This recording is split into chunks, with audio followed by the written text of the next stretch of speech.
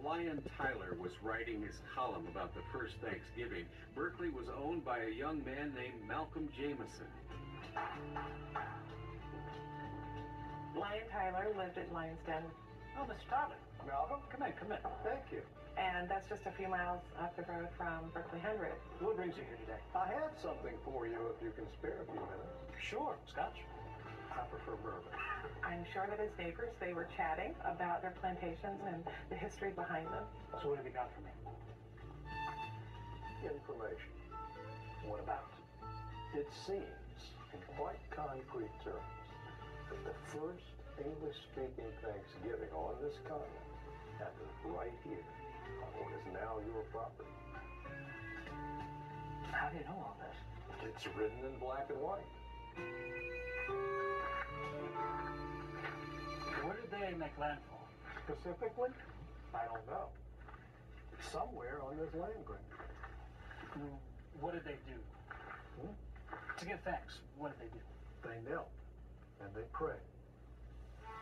They were happy to be alive, happy to have made a safe landing. Crossing the Atlantic was no sure thing. The ocean took a lot of lives in those days. So they gave thanks right then and there by the river. Lyon Tyler and Malcolm Jameson were two peas in a pod with the same mission to make sure that that Berkeley gets its due as being the first Thanksgiving. The first Thanksgiving that was here at Berkeley was a time of solemn religious ceremony, and they were also under instructions to do it perpetually and annually. So they not only gave thanks in 1619, they gave thanks in 1620, and we believe in 1621, so they did it year after year. McAnutt has been described as being a very shrewd warrior.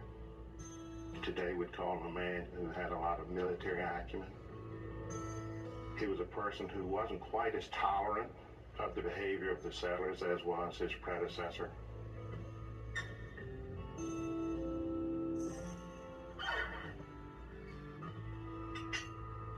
The English had moved away from Jamestown. They were moving up the James River in particular, taking over, displacing the tribes.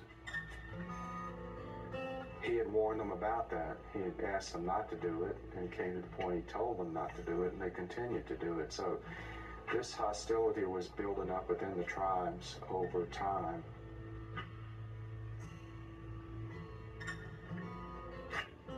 Eventually, Opechancanough, he was planning to do something to try to bring about a change in the way things were done.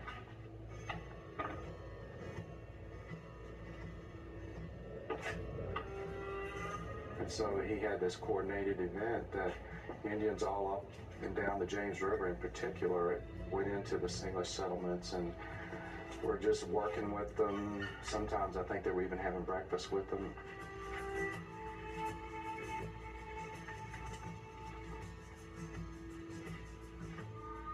At a particular time, they all acted to check out the English people.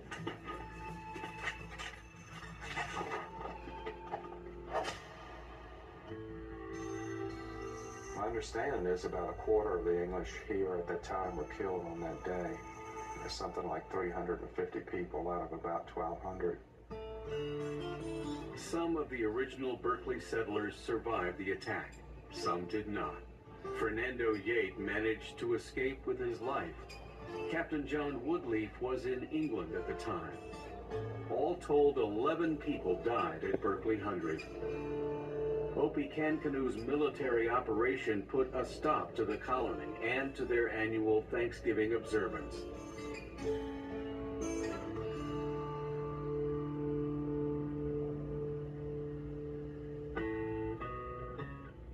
There was a state senator, John J. Wicker, who had a tremendous interest in the first Thanksgiving, and he was really instrumental about promoting the first Thanksgiving and trying to get the word out. Well, Mr. Wicker, you say that the first Thanksgiving was held in Virginia. When was the actual date of that celebration? December the 4th, 1619.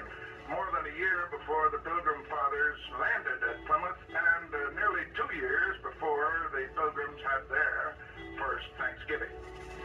Thank you very much, Senator Wickers, for honors you have brought us here, although I'm cognizant of the fact that you come here with the intent to sabotage our history and our glorious tradition. Massachusetts, with staunch Pilgrim fortitude, now rises to the defense of our claim to the first Thanksgiving. You're absolutely right in standing up for it, even though you're wrong.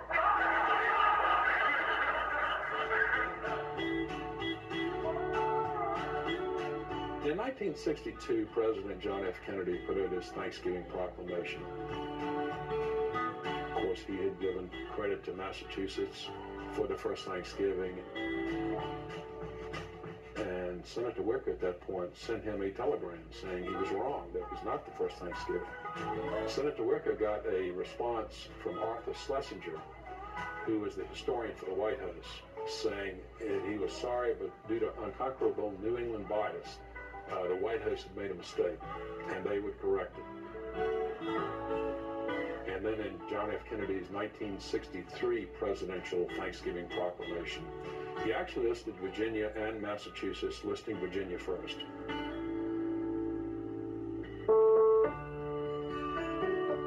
In the fall of 1958, Malcolm Jameson invited a small group of people to celebrate the first official English Thanksgiving at Berkeley. These people gathered from around the country. They were descendants of Captain John Woodleaf. It was the first time since 1621 that a Woodleaf gave thanks at Berkeley.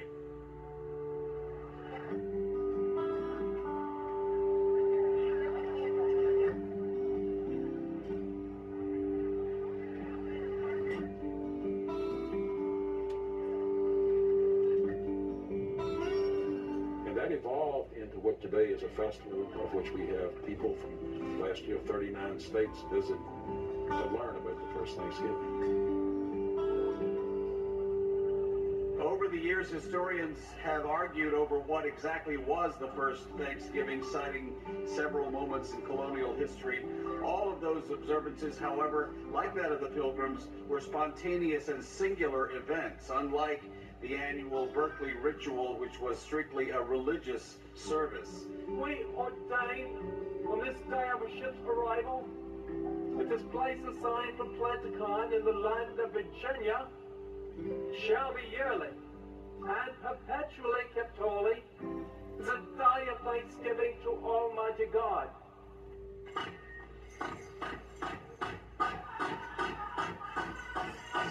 Some of the things that I think people should take away from this story, and particularly the first Thanksgiving, you have to qualify when you start talking about first. When people start talking about first, make sure that it is truly a first, or that it's in the right context, particularly when it comes to first compared to Native history. A lot of these things are taking place in Native communities long before the English came, so to use the term first is not exactly accurate.